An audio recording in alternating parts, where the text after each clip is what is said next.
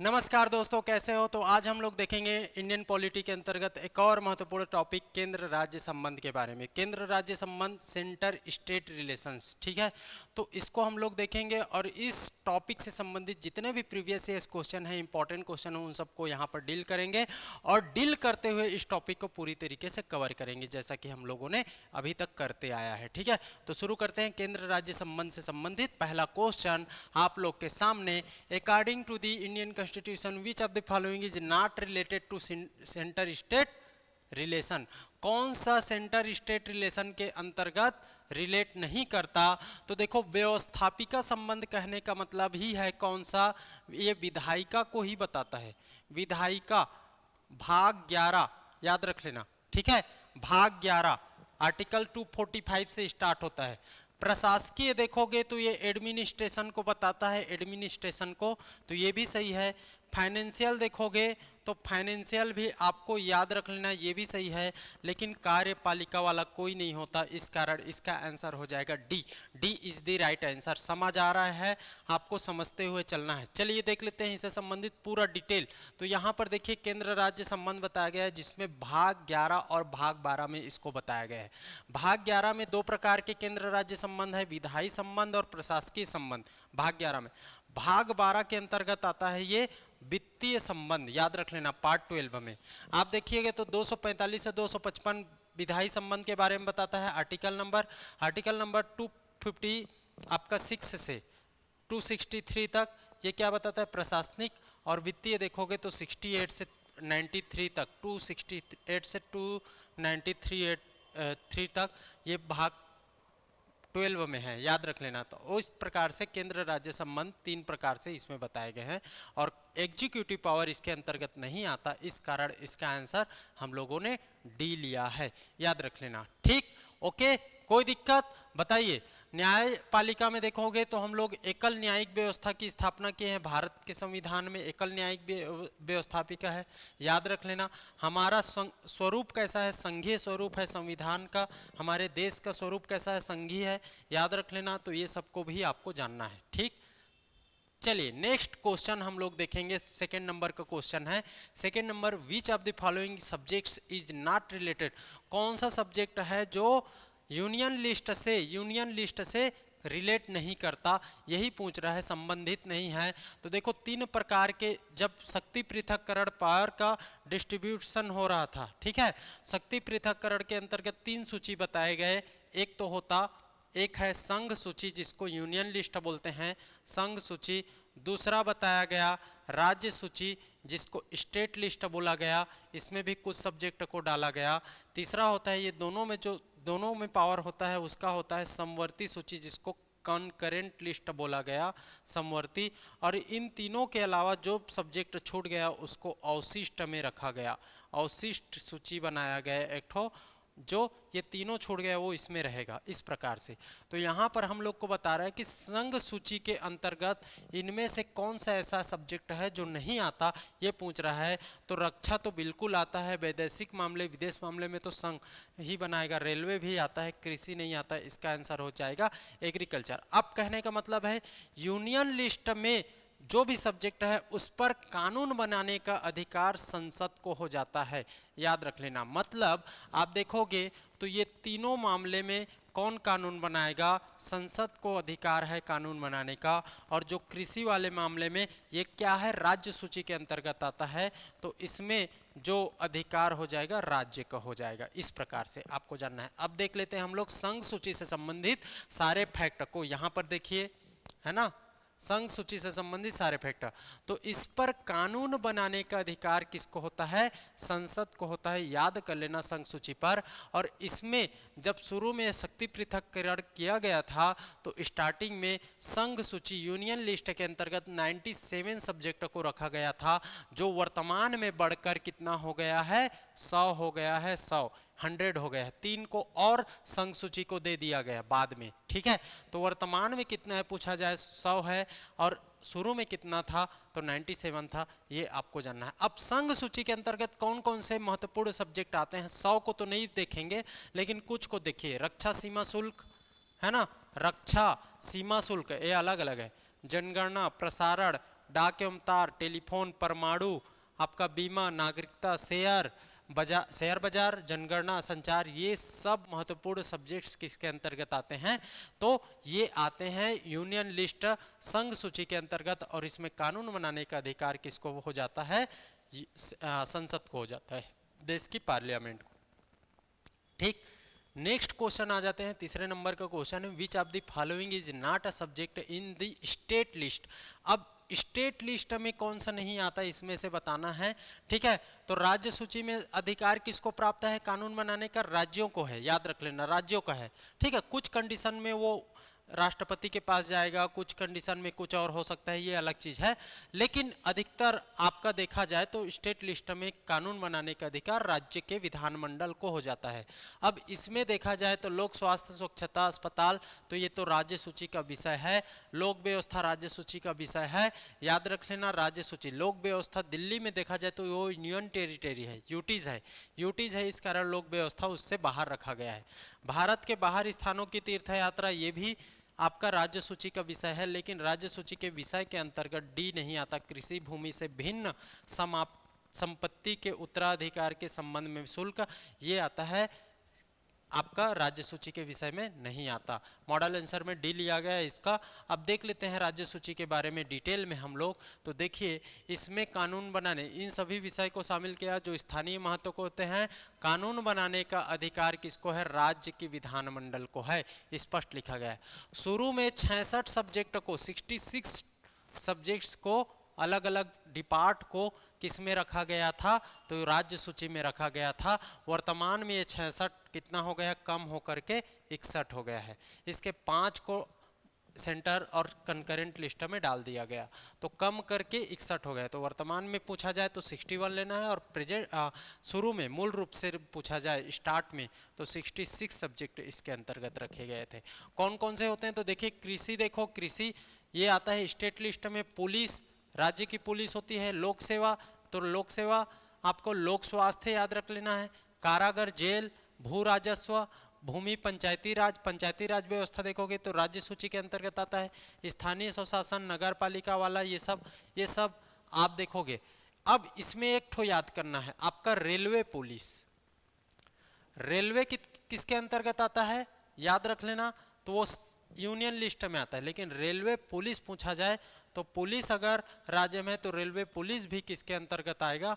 आपका राज्य में आएगा। ये आपको जानना है, ये थोड़ा सा मिस प्रिंट हुआ है रेलवे, ये आपको जानना है। ठीक, तो इस प्रकार से स्टेट लिस्ट को आपको जानना था। अब देख लेते हैं इधर,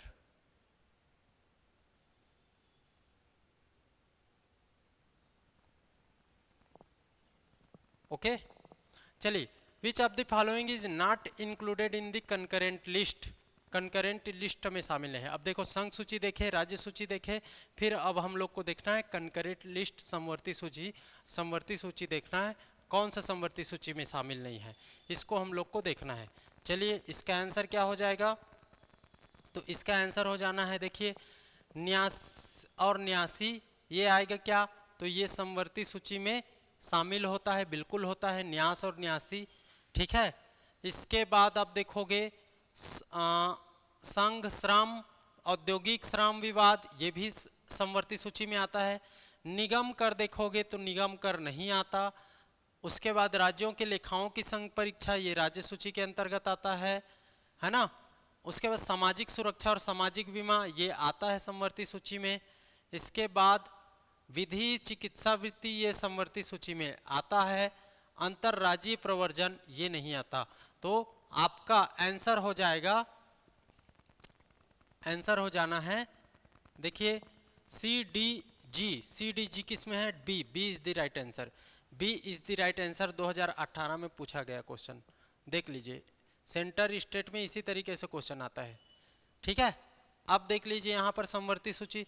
तो समवर्ती सूची पर कानून बनाने का अधिकार केंद्र और राज्य दोनों को हो जाता है, लेकिन इसमें ज्यादा पावरफुल माना जाता है केंद्र को। ठीक है, याद रख लेना, केंद्र और राज्य दोनों मिलकर कानून बनाते हैं, लेकिन कानून बनाने में प्रभाव किसका ज्यादा रहेगा? सेंटर का रहेगा। है ना, केंद्र का रहेगा। ठीक, ये आपको जानना है।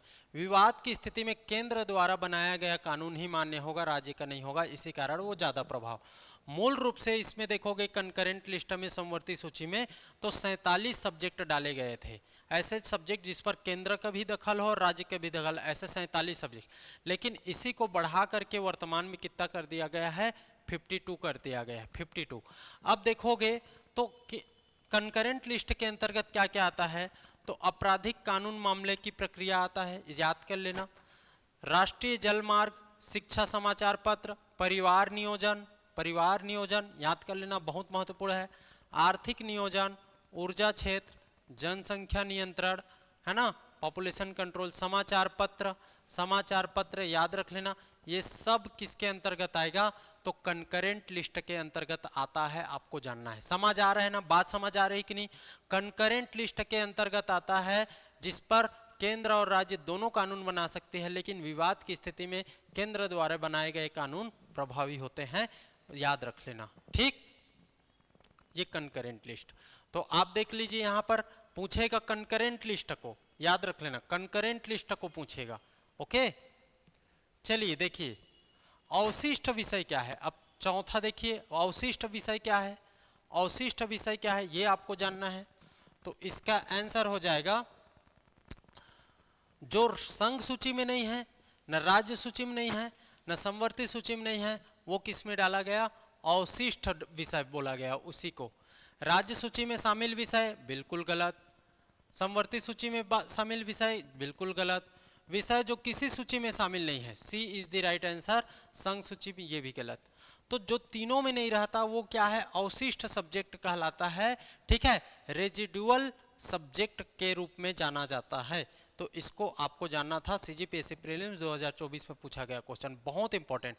तो मैं 4 प्रकार से पृथक्करण के अंतर्गत 4 प्रकार बता दिया ना, संघ सूची यूनियन लिस्ट, राज्य सूची स्टेट लिस्ट, आपका समवर्ती सूची कंकरेंट लिस्ट, और ये रेजिडुअल लिस्ट के अंतर्गत हम लोग इसको देख रहे हैं। ठीक है, तो अवशिष्ट शक्ति जिन विषयों को संघ राज्य और समवर्ती, संघ राज्य समवर्ती तीनों सूचियों में शामिल नहीं किया जाता वो क्या कहलाता है, अवशिष्ट कहलाता है। और इस अंतर्गत देखोगे तो, और इस पर कानून बनाने का एकमात्र अधिकार सेंटर को होता है, केंद्र को होता है, केंद्र सरकार को। अवशिष्ट शक्ति पर कानून बनाएगा कौन, केंद्र सरकार। ठीक है, याद रख लेना। ठीक, अंतरिक्ष अनुसंधान केंद्र इसका सब्जेक्ट है, अंतरिक्ष अनुसंधान केंद्र पूछेगा इसी को। अंतरिक्ष अनुसंधान केंद्र किस सूची में आता है, संघ राज्य समवर्ती अवशिष्ट, ये पूछेगा क्वेश्चन, यही पूछेगा, ये क्वेश्चन आएगा। आपको लेना है अवशिष्ट, न संघ न राज्य न समवर्ती, लेकिन इस पर कानून कौन बनाएगा, केंद्र। ठीक है, तो ये आपको जानना है, कौन सा, अंतरिक्ष अनुसंधान केंद्र, अंतरिक्ष अनुसंधान केंद्र, याद रहेगा, अंतरिक्ष अनुसंधान केंद्र। चलिए नेक्स्ट क्वेश्चन देखेंगे। आर्टिकल 246 संबंधित है, मैंने बताया भाग 11 245 से स्टार्ट होता है, तो उसी के अंतर्गत 246 किससे संबंधित है, ये क्वेश्चन आप लोग के सामने पूछा गया है। ठीक है, ये क्वेश्चन आप लोग के सामने पूछा गया है, तो आपको क्या बताना है, देख लीजिए इसका आंसर क्या हो जाएगा। 246 में संघ सूची आता है, राज्य सूची आता है, समवर्ती इसको नहीं लिया गया है। अवशिष्ट सूची नहीं होता, अवशिष्ट सब्जेक्ट होता है, विषय होता है। ठीक है, और इस पर कानून केंद्र बनाएगा, तो ये नहीं लिया जाएगा, तीनों तो लिया गया है, तो C is the right answer, C is the right answer. 246 में अवशिष्ट सूची के बारे में नहीं बताया गया है, ये 3 सूची के बारे में बताया गया। तो 246 किससे संबंधित है ये पूछ रहा है, तो संघ सूची से संबंधित है, राज्य सूची से संबंधित है और समवर्ती सूची से संबंधित है। अवशिष्ट सूची उसमें नहीं आएगा, तो आपको कंफ्यूजन नहीं करना है। बीएड 2021 के एग्जाम में पूछा गया क्वेश्चन है, कैसे पूछ रहा है आप लोग को समझना है। ओके, समझ आ रहा है कि नहीं बताइए, मजेदार है कि नहीं, क्वेश्चन समझ आ रहा है कि नहीं। आपको कोई भी टॉपिक से मैं हर क्वेश्चन करा रहा हूं जिससे आपका पूरा थ्योरी वाला पोर्शन कवर हो जाए, समझ आ रही है। ओके, चलिए नेक्स्ट क्वेश्चन देख लेते हैं। तो यहां पर देखिए 246 में बताया गया संघ सूची, राज्य सूची, समवर्ती सूची, 3 प्रावधान बताया गया है। ठीक है, 246 कम अवशिष्ट शक्तियों का केंद्र बताया गया है। ठीक है, अवशिष्ट शक्तियों के बारे में 246 का में बताया गया, तो ये आपको याद रखना था। 246 वहां पर पूछा गया, 246 में 3 सूची, ठीक है, 246 का में इसको अलग से जोड़ा गया अवशिष्ट, ठीक, तो पूछेगा आर्टिकल को। चलिए नेक्स्ट क्वेश्चन देख लेते हैं हम लोग भाई। नेक्स्ट क्वेश्चन हमारा हो जाएगा, in which amendment of the Indian constitution forest were transferred from the state list to concurrent list, कौन से लिस्ट के थ्रू उसको स्टेट लिस्ट से कंकरेंट लिस्ट में डाला जाता है, उसी को बोल रहे हैं ट्रांसफर किया जाता है। तो इसका आंसर आप लोग को बताना है। चलिए इसका आंसर आप लोग को बताना है।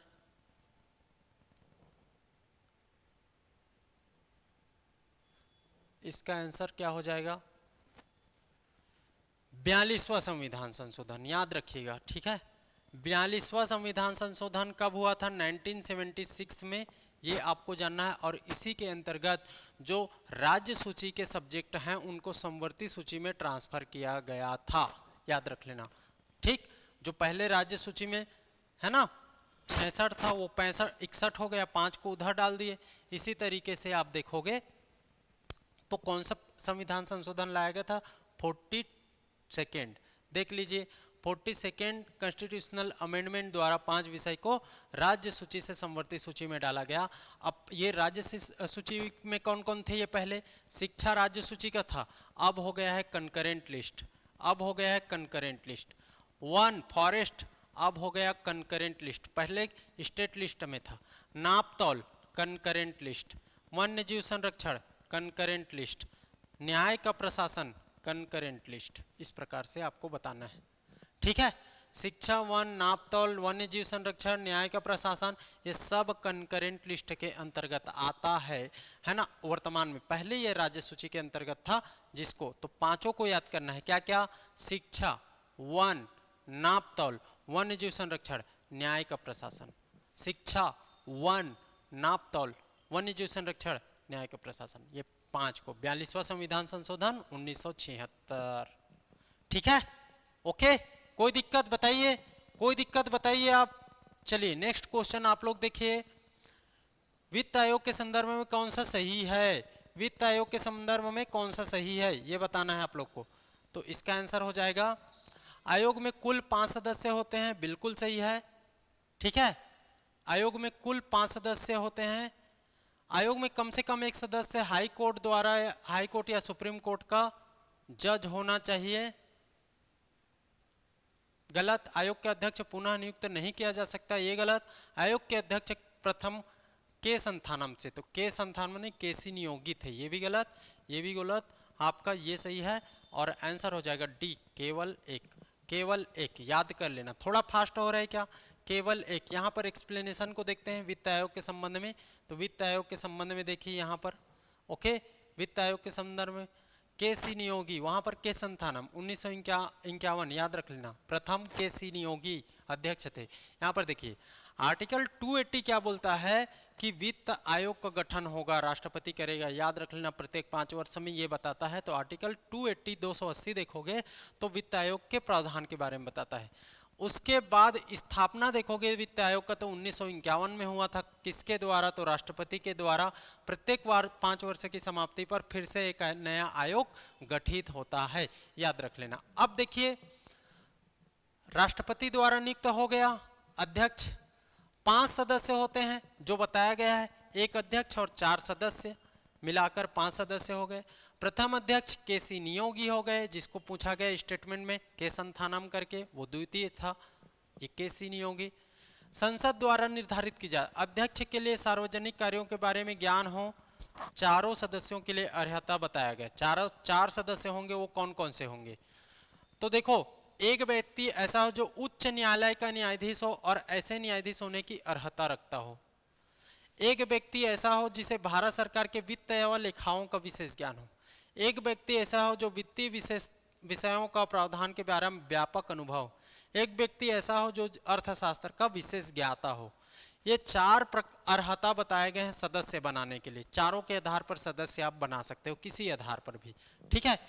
आयोग के कर्तव्य क्या है तो केंद्र राज्य का जो पैसा है, रेवेन्यू जाता है, उसको बंटवारा करना। जैसे जीएसटी में अभी जीएसटी देखोगे सेंटर को जाता है, लेकिन उसमें राज्य का भी पैसा लगा रहता, पैसा मिलता है। तो सेंटर ये रिकमेंड करता है कि जीएसटी का इतना % राज्यों को देना है। तो 42 के करीब करीब है वर्तमान में, ठीक है। तो 42 जितना पैसा जाएगा उसका 42% उस राज्य को, उस जितना टोटल गया है उसका 42% राज्य के सरकार को मिलेगा। इस तरीके से रेवेन्यू का बंटवारा का सिफारिश कौन करता है? तो आयोग का ये काम है, याद रख लेना। भारत के संचित निधि से राज्यों को सहायता अनुदान, ठीक है, देने के बारे में सिफारिश करता है। वित्त आयोग द्वारा की गई सिफारिशों के आधार पर राज्य में पंचायत और नगर निकाय में संसाधनों की अनुपूर्ति के लिए किसी राज्य के संचित निधि का बारे में बताता है, ठीक है। ये आपको जानना है। साथ ही साथ प्रथम अगर आयोग के अध्यक्ष कब क्या, तो प्रथम गठन हुआ था 1951, इसके अध्यक्ष बनाए गए थे केसी नियोगी, राष्ट्रपति द्वारा नियुक्त किए गए थे। द्वितीय में देखोगे तो के संथानम याद रख लेना। अब उसके बाद प्रथम द्वितीय के बाद छोड़ दो, 14, 15 और 16 देख लो, 14, 15 और 16। 14 आपका 15 से 20, 15 20 से 26, 16 26 से आपका 31 तक। और इसके अध्यक्ष YV रेड्डी, NK सिंह, अरविंद पनगड़िया। अभी पूछा भी गया था, इसको याद रख लेना, ठीक। तो इसको भी याद रखना, पहला दूसरा केसी नियोगी, के संथानम, 14, 15, 16 YV रेड्डी, NK सिंह, अरविंद पनगड़िया। वित्त आयोग 280, पूरा आपको बारे में जानना है इसके बारे में। चलिए नेक्स्ट क्वेश्चन देखेंगे। ये देखिए बहुत अच्छा क्वेश्चन है, व्यापम TET 2019 में आया हुआ क्वेश्चन है। देखिए, ओके, समझ आ रहा है ना जी? मजेदार है कि नहीं बताइए, है ना? पूरा क्लियर हो रहा है? कुछ भी छूट रहा है क्या बताइए? वित्त आयोग क्लियर हो गया आपका, सेंटर स्टेट, आपका कंकरेंट, रेजिडुअल, सब जो लिस्ट में है उनके बारे में पता चल गया। ये सब पता है ना, भाग 11 भाग 12 ये सब पता चल रहा है। अब देखिए, एक तरफ अध्याय दिया है, एक तरफ उससे संबंधित सब्जेक्ट दिया गया है। संविधान के भाग 12 के संदर्भ में अध्याय बताया गया है, ठीक है, और उसे संबंधित था। यहाँ पर देखना है, यहाँ पर बताना है आप लोग को आंसर क्या होगा। तो इसका अध्याय 1 में बताया गया वित्त, 12 में वित्त आयोग है, वित्तीय संबंध है, 11 में 2 है विधायी संबंध और प्रशासनिक संबंध, भाग 12 में है वित्तीय संबंध। तो वित्त रहेगा भाग अध्याय 1 में। और वित्त ही संबंधित बात कर रहा है, उधार लेना पैसा ही की बात कर रहा है, संपत्ति पैसा है, संपत्ति संविदा सब पैसा है। तो एक का आपका 3 हो जाएगा। इसके बाद देखोगे बी का, तो उधार लेने की बात कहता है अध्याय 2 में। अध्याय 3 देखोगे तो संपत्ति और संविदा के बारे में बात करता है। अध्याय 4 देखोगे तो संपत्ति का अधिकार देता है, ठीक है, भाग 12 के अंतर्गत। तो इसको याद कर लेना। इसका आंसर हो जाएगा ए का 3 बी का 1, ए का 3 बी का 1, ए का 3 बी का 1, D is the right answer. बात समझ आई? D is the right answer, okay, ठीक है। चलिए नेक्स्ट क्वेश्चन देखेंगे, तो देख लीजिए इसका आंसर क्या होगा।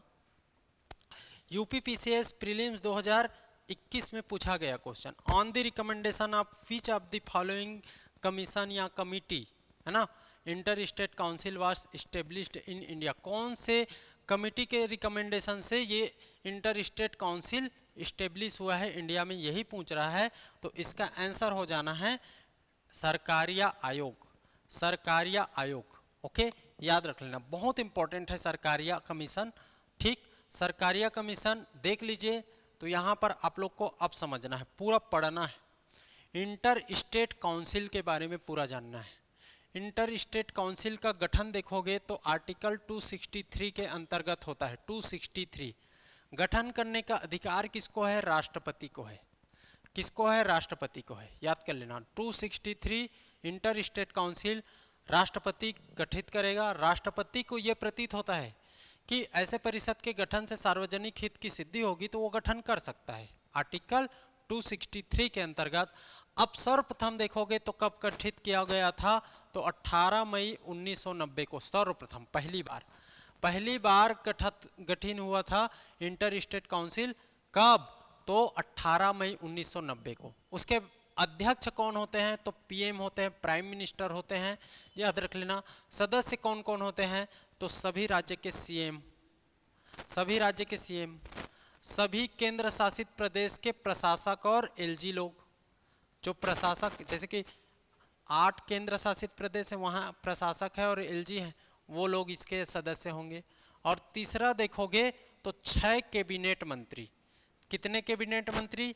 6 कैबिनेट मंत्री इसके सदस्य होते हैं।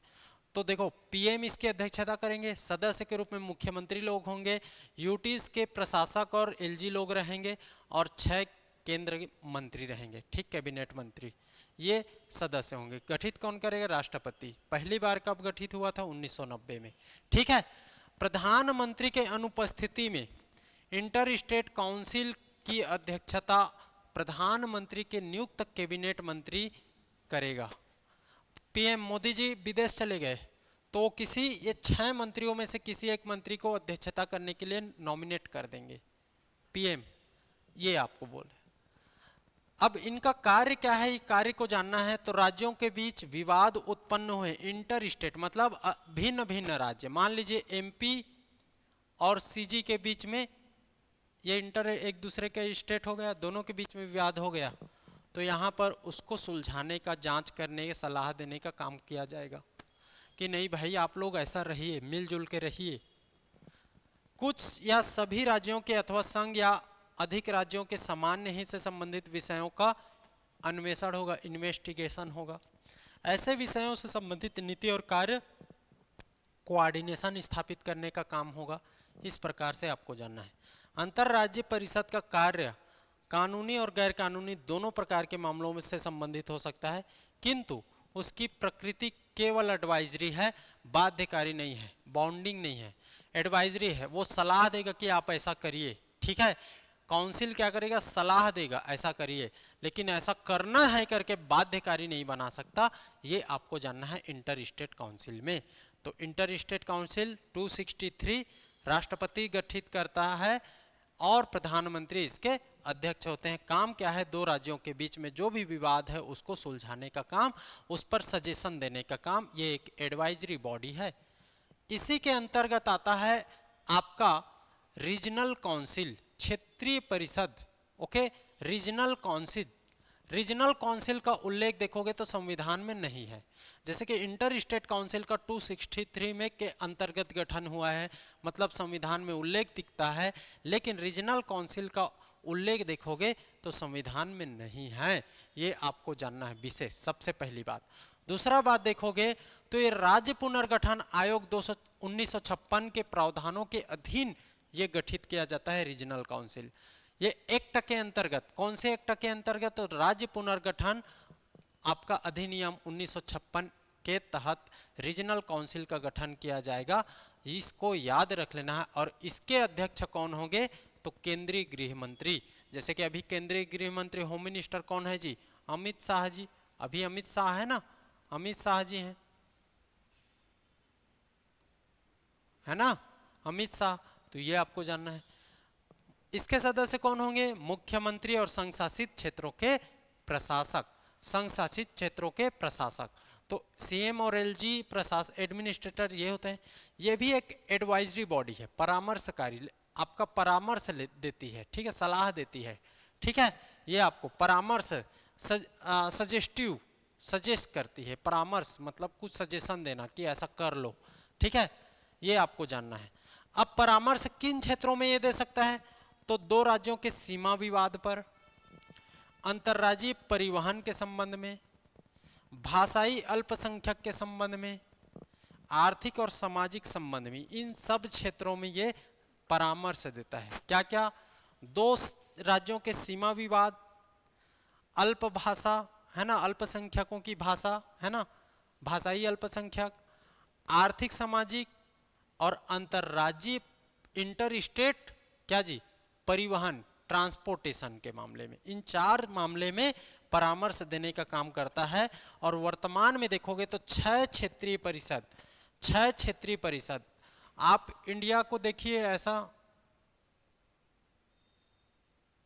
ठीक है,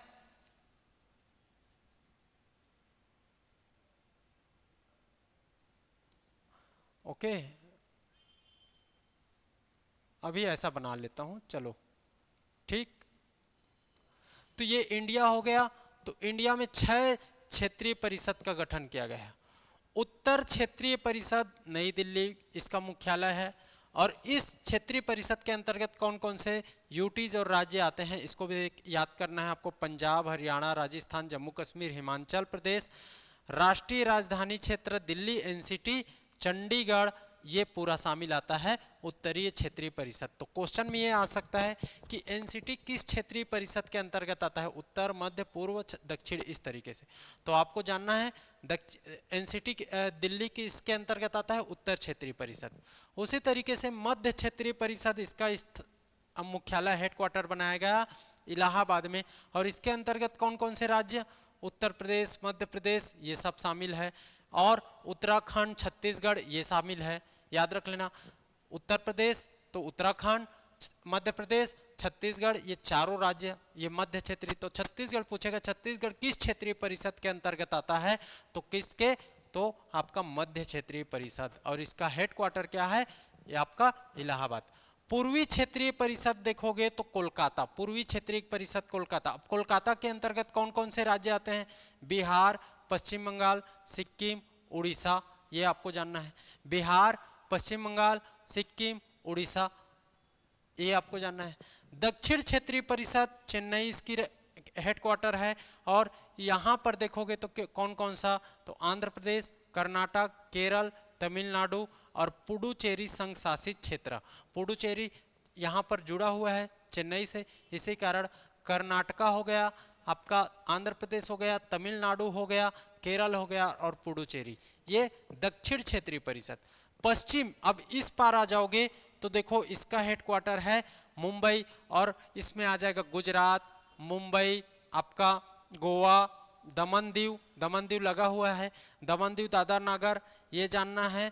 इतना को आपको इसमें, ठीक है, इसमें जानना है। एक ठो उत्तर पूर्वी जानना है, एक ठो उत्तर पूर्वी जानना है। राजस्थान, देखिए राजस्थान किस में आ गया, उत्तर में आ गया। इसके बाद गुजरात, महाराष्ट्र और दमन दीव, दादर नगर और गोवा, ये इतना आपका पश्चिम में आ गया। पूर्व में वेस्ट ऑफ बंगाल, उड़ीसा, आपका बिहार, सिक्किम आ गया। और यहाँ पर देखोगे तो उत्तर में सर्वाधिक है, उत्तर में जम्मू कश्मीर, लेह लद्दाख वाला यूटीज आ गया। उसके बाद हिमाचल प्रदेश आ गया, उत्तराखंड नहीं आया, हरियाणा आ गया, चंडीगढ़ आ गया, और दिल्ली आ गया, राजस्थान आ गया, ये सब जानना है। पंजाब आ गया, इतना जानना है, ठीक है। बीच में हमारा 4 राज्य, एमपी, छत्तीसगढ़, उत्तराखंड, उत्तर प्रदेश, ठीक है, ये जानना है। उत्तर पूर्वी ये नॉर्थ ईस्ट में अलग से बनाया गया। नॉर्थ ईस्ट में असम, मणिपुर, त्रिपुरा, मेघालय, नागालैंड, अरुणाचल प्रदेश, आपको मिजोरम, ये सब जानना है, ठीक है। तो इतना जो छूटा हुआ है उसको जानना है। अब देखिए इसमें इंपॉर्टेंट क्या है, लक्षद्वीप और अंडमान निकोबार द्वीप समूह, इनको उनकी भौगोलिक और सांस्कृतिक विशेषता के कारण किसी भी क्षेत्रीय परिषद में नहीं रखा गया है। तो पूछ देगा कि क्षेत्रीय परिषद में कौन सा शामिल नहीं है, तो लक्षद्वीप याद कर लेना, यहाँ पर लक्षद्वीप है और यहाँ पर अंडमान निकोबार द्वीप समूह, ये दोनों को किसी भी रीजनल काउंसिल में नहीं रखा गया है, ये आपको जानना था। तो इतना चीज आपको याद रखना है, ये एक्ट के अंतर्गत गठित हुआ है। चलिए नेक्स्ट क्वेश्चन, निम्नलिखित में से केंद्र राज्य संबंधों के पुनरीक्षण के लिए कौन सा आयोग गठित किया गया था, ये भी बताना है आप लोग को। तो इसका आंसर हो जाएगा डी, सरकारिया आयोग, ठीक, ये भी आपको जानना है। सरकारिया आयोग डी इसका आंसर होगा। और केंद्र राज्य संबंध परीक्षण हेतु गठित समिति का आयोग कब कब बना, तो एक तो बना था पीवी राजमन्नार समिति 1970 में, सरकारिया आयोग 1983 में, आपका जस्टिस मदन मोहन पुंछी आपको याद रखना है 2007 में। तो इसका आंसर उसमें दिया गया था, उसमें सरकारिया आयोग ही था, ये दोनों तो नहीं था, तो इसका आंसर, लेकिन 3 बने हैं, राजमन्नार, सरकारिया और पुंछी, तीनों आपको याद रख लेना है। क्या सेंटर स्टेट परीक्षण के लिए ये आयोग बना था, ठीक, तो इसका आंसर आपको लेना था डी। तो इस तरीके से हम लोगों ने सेंटर स्टेट रिलेशन को कंप्लीट किया है। अब आप लोग को सब चीज समझ आ गया होगा। अब नेक्स्ट हमारा टॉपिक रहेगा संघ व राज्य लोक सेवा आयोग। संघ व राज्य लोक सेवा आयोग समझ आया कि नहीं बताइए, मजेदार लगा कि नहीं बताइए, क्लियर हुआ कि नहीं बताइए। इसमें हम लोग क्या क्या देख लिए, वित्त आयोग कंप्लीट देखे, कुछ भी छूटा नहीं। इंटर स्टेट काउंसिल पूरा कंप्लीट 263। रीजनल काउंसिल राज्य पुनर्गठन अधिनियम 1956 के तहत ये भी कंप्लीट देखे। संघ सूची देख लिए, राज्य सूची देख लिए, अवशिष्ट शक्ति देख लिए, आपका कंकरेंट लिस्ट समवर्ती सूची देख लिए, ये सब को देखे। साथ ही साथ आयोग को देखे, कौन कौन सा आयोग क्या कैसे कैसे संबंधित है। तो इतना से बाहर आपका क्वेश्चन सेंटर स्टेट में नहीं पूछता, याद रख लेना। अब प्रशासनिक संबंध के रूप में हम लोग संघ लोक सेवा आयोग को अभी देखेंगे ही, ठीक है। ठीक, तो ये आपको जानना है। ठीक, तो आज के लिए इतना ही। उम्मीद करता हूँ आप लोग को क्लियर होगा, क्लियर हुआ होगा, समझ में आया होगा एकदम क्लियर। तो आप लोग लाइक कर देना, सब्सक्राइब कर देना और शेयर करना मत भूलिएगा। हाइप बटन है उसका भी यूज कीजिए प्लीज़। और आप लोग लगातार बने रहिए। नए लोग हो तो इससे संबंधित ये 25वां या 24वां या 25वां लेक्चर होगा ये वाला जो आज का डलेगा। तो इससे संबंधित जितने भी और प्रीवियस वीडियो को देखना है, पिछला वीडियो देखना है, तो आप प्लेलिस्ट बना हुआ है हमारे चैनल पर, CGPSC नॉलेज में जाइए। उसके बाद आप देखिए कंप्लीट पॉलिटी MCQ, ठीक है, इंडियन पॉलिटी MCQ करके एक प्लेलिस्ट बना है जिसमें अब ये 25वां लेक्चर डलने वाला है। और हम लोग टोटल इसको 30 लेक्चर में कंप्लीट करेंगे। तो हर टॉपिक आपको अलग से पढ़ने की ज़रूरत नहीं है, उसमें आपको MCQ भी प्रैक्टिस हो जाएगा। ट्रेंड के हिसाब से MCQ डला है, ऐसा नहीं कि कोई भी फालतू MCQ है, प्रीवियस ईयर्स में आ रहा है, उस ट्रेंड में चल रहा है, ठीक है।